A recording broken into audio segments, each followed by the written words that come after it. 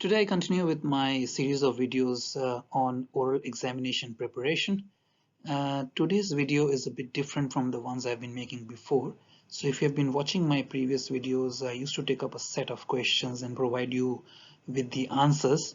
But in today's video, I'll provide you with the latest second mate examination questions as asked from the students. Now these set of questions have been provided by the students themselves, and they have also provided with some useful tips towards answering these questions. So this will be beneficial, especially if you are giving your examinations in Australia.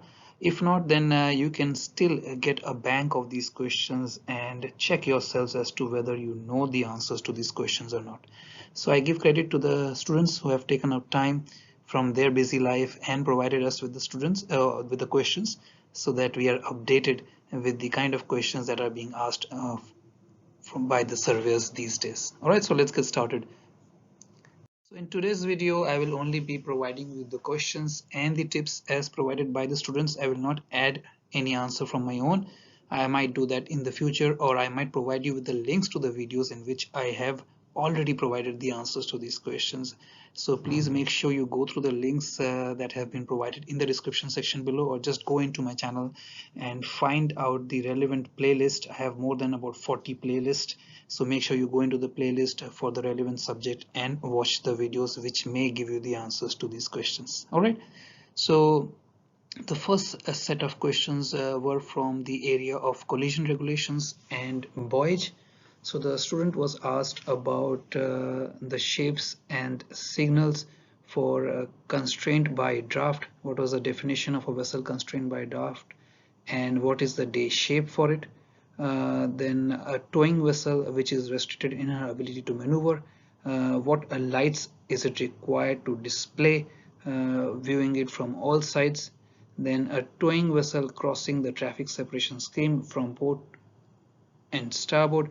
And you are a power driven vessel, what will be your action in each situation? So what will be your action when you see a towing vessel crossing a traffic separation scheme from your port side, and separately when you will see a similar vessel crossing the TSS from the starboard side? So there are two separate situations. Don't think that there are two towing vessels crossing TSS from both sides. It's two separate situations. All right, so the fourth question was the same as above, like same as in towing situation, towing vessel crossing the TSS, but a risk of collision is developing and the towing vessel is not taking action.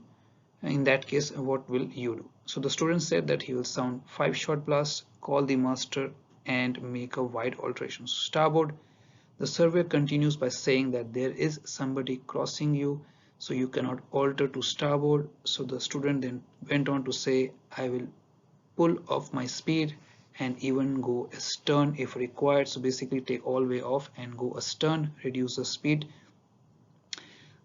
The student guesses that the surveyor was probably testing him for not altering course to port, even though he was being tempted to do so. So basically he didn't alter to port, he rather used his engines, or would prefer to have gone starboard rather than altering to port.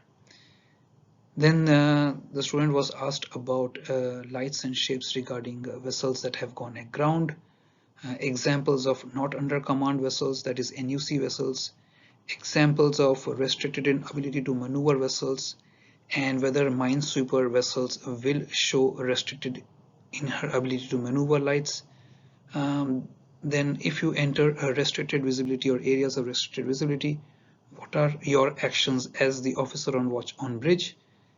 Then again, restricted visibility, a vessel is there overtaking your vessel, what will be the sound signals involved?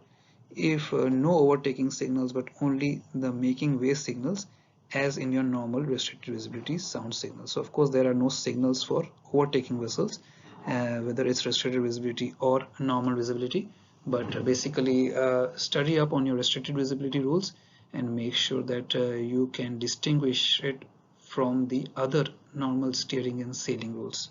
All right, then there was a situation where there was an overtaking vessel on your port quarter and there is a risk of collision as per your radar. What will be your action?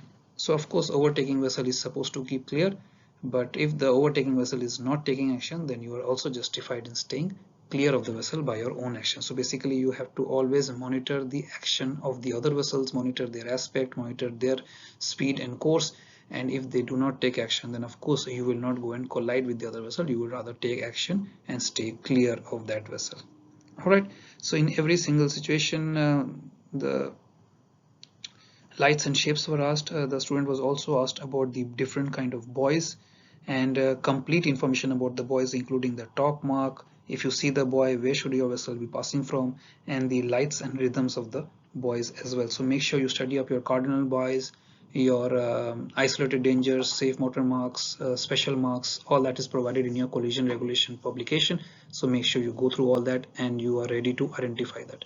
Also, in addition, make sure you watch my videos on the ROR cards. I have more than 25 odd videos on ROR cards and many of them discuss ROR situations or rule of the road situations as well as buoys. So make sure that you practice the ROR cards along watching those videos. The next section was from stability. Now, as you are a second med candidate, you will not be expected to be answering too many questions on stability, but these are some of the basic questions you have to answer in the topic of stability. Firstly, the surveyor provided him with the example of draft marks and you had to read the draft marks. Well, sometimes you have the draft marks in meters and sometimes you may have them in feet, and you also have to know how to read the draft mark depending on the level of the water below the draft mark. Also, he was asked about what happens when the ship lifts a weight from the wharf or from the jetty, and the student advises that you should be practical and talk about the change in the list or trim and change in the longitudinal center of flotation and change in the center of gravity. All the major points you should be covering that. Then also talk about the movement of the center of gravity as the crane picks up the load till loaded in hold. So remember, as soon as the crane picks up the load, the center of gravity shifts to the head of the crane, and then when the load is placed into the cargo hold, the center of gravity goes into the point of loading. All right. How would you go about calculating the distance between the shift in the center of gravity? So talk about the formula for this, talk about calculation of GG1, where you have weight multiplied by distance divided by the GM or WD by displacement rather. So WD by displacement, not GM. So shift in the center of gravity is defined in the books as GG1, that is the shift in the center of gravity, and that is calculated by the weight multiplied by the distance by which it moves divided by the displacement. Then the question was about free surface effect. What is angle of Lowell and how do you correct angle of Lowell? And the student said that even said the top tanks are empty and bottom tanks are half full, still maintain your answer to fill the bottom tanks. So the whole reason behind correcting the angle of Lowell is to reduce your center of gravity, bring it below the center of metacenter, bring it below M. So you always start filling it with the bottom tanks. So the bottom tanks, as you start filling up the bottom tanks, the center of gravity will shift towards the bottom tanks, and that will increase the distance between the center of gravity and the transverse metacenter, which in other words increases your positive GM, and that will correct your angle of Lowell. And at this level, this is what you have to know, but I have a video on advanced correction of angle of Lowell for ship chief officers. You may watch it to get additional knowledge about correcting angle of Lowell. Then the student was asked about some of the situations at sea. For example, you realize your ship is not moving. What could have happened? What would be your action? So you talk about a ground vessel and a ground situations, and talk about the lights to be displayed, what action will you be taking, and other things as well. Then he was asked about light and day shape signals for a ground vessel. You have to answer that. Then the situation was that now you see heavy weather. What will you do as you're aground? So you talk about securing cargoes, additional lashings and things like closing watertight and weathertight doors, and may also take the surveyor through the ISM checklist for the heavy weather and preparation of the vessel accordingly. Further, restricted visibility situation was provided and a vessel is approaching. What is your action and sound signal, and whether you will sound any GMDSS alerts or not. The other situation was there's a fire in the engine room at 1 in the morning. Somebody is running away and raising the alarm verbally. You are on bridge and in port. What is your action? So the student recommends that never send someone to verify, even if it might be a false alarm. Check on your fire and smoke panel. And I believe that even if you are sending somebody, make sure you send them in teams or at least in pairs to make sure that they are safe and they take care of each other. And if something happens, then the other person is free to report to the officer on watch. Then some questions regarding marine transportation regulations, coastal, celestial, and watchkeeping was asked. So the student was asked about the latest marine notices and marine orders. Examples of marine orders was asked as well. Latest marine notices and some conventions were asked. The student mentioned about the 4 pillars, that is STCW, ISM, MARPOL, and Maritime Labour Convention, and plus also about the Loadland Convention. Regarding passage planning, the student says that there was nothing regarding appraisal, planning, execution, and monitoring, but the student did mention or include things that he probably might, as later on he didn't ask later, like position fixing interval, availability of a tropical revolving storm and weather instrument, GMDSS watch on which channel is mainly maintained, and important to say that everything has been validated by master.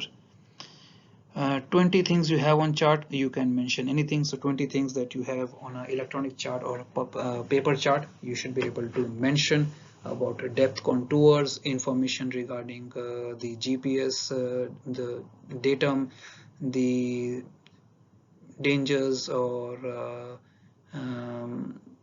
other things as well. All right. Publications and different IMO publications kept on the bridge, and brief explanation as to how they contribute to passage planning. What will you do on a 4-hour watch at sea and in anchor? So you can talk about it from a safety perspective. Make sure that you never are distracted.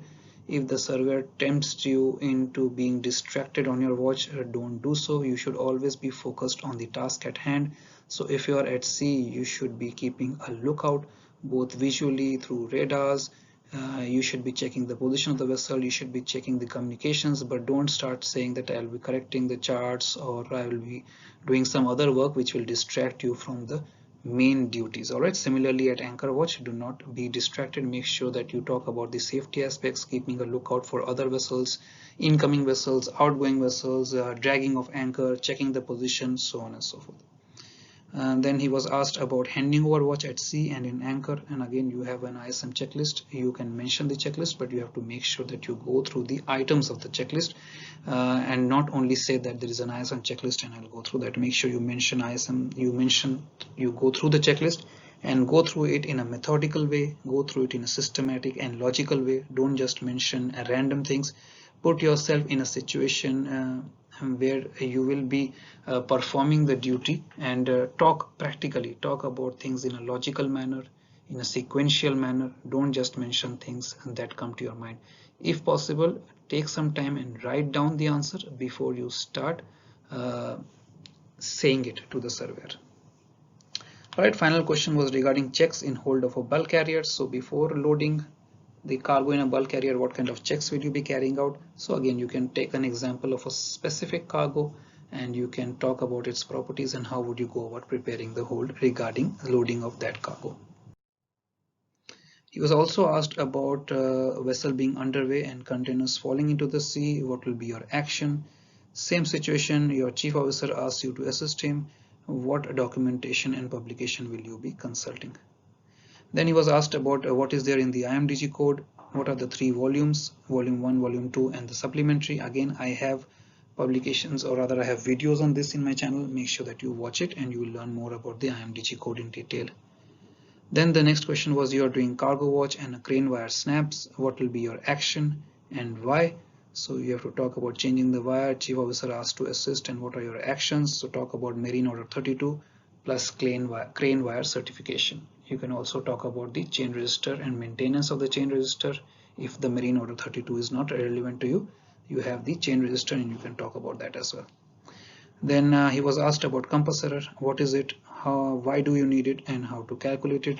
Make sure that you know and you can solve an example. Again, I have number of videos on calculation of compass error, and I have made it only because I know this question is important and a surveyor might actually give you an example and ask you to find the compass error or resulting deviation after providing with the variation. So make sure you know the relation between compass bearing, true bearing and magnetic bearing, and also the relation between compass error, deviation and variation, and how would you go about finding it if an example is provided to you.